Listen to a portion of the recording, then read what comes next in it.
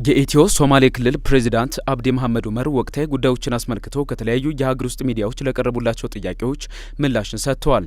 ፕሬዝዳንቱ ከአጎራባች የኦሮሚያ ክልል አካባቢ ነዋሪዎች ጋር ተፈጥሮ የነበረውን ግጭት ከማርገብ አንጻር የክልሉ ፖሊስ ትልቅ አስተዋጽኦ ነበረው ያሉ ሲሆን በተፈጸመበት የስም ማጥፋት ዘመቻ ጥቃትን እንደፈጸመ ተደርጎ መወሰዱ ተገቢ እንዳልሆነ ጠቁመዋል። ልዩ ፖሊስ በሌለበትም አካባቢ ባለበትም በሌለበትም በማይኖርም አካባቢ ልዩ ፖሊስ መዋቅርም የሌለበት አካባቢ ልዩ ፖሊስ ይሄ ሰራ ብሎ ስም ማጥፋት ዘመቻ ብዙ ነው ማለት ነው።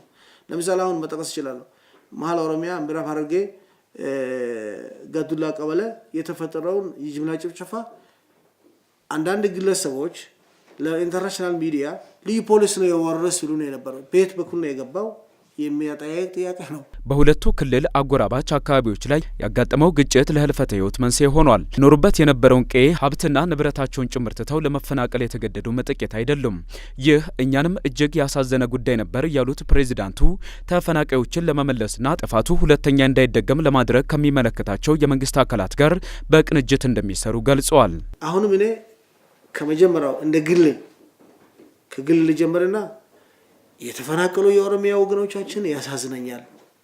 በጣም መጥፎ ድርጊት ነው ብዬ ነው መወግዘው።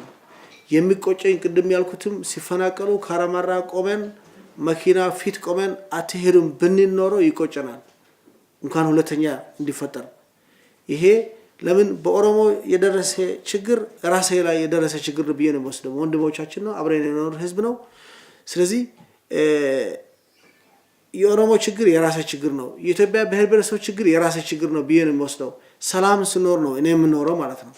አገሪቱ ሲረጋጋ ነው እኔ የምኖረው። ስለዚህ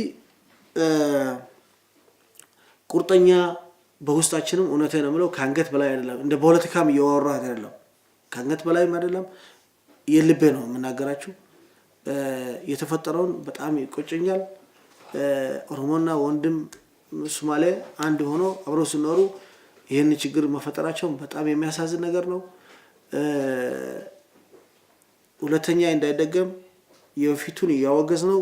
ወደፊቱ ደግሞ እንዳይደገም ከሁሉም በተሻለ በቁርጠኝነት እንደምንሰራ ከፌደራል መንግስታችን እንደምንሰራ ከኦሮሚያ ክልል ወንድሞቻችን ጋራ የክልሉ አመራርም የኦህዴድ አመራርም አብረን ሆነን እንደምንሰራ ላረጋግጥላችሁ ወዳለው ማለት ነው። የተፈጠረ እንዳለ ሆኖ ማለት ነው።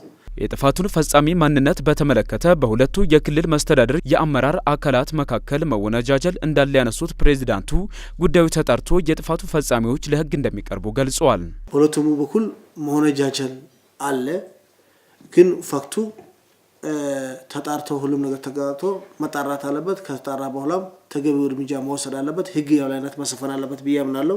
የሁለቱ ክልል ነዋሪዎች ለዘመናት የዘለቀ አብሮ የመኖር እሴት አላቸው ያሉት አብዲ መሐመድ እርቀ ሰላም እንዲወርድም ጠይቀዋል።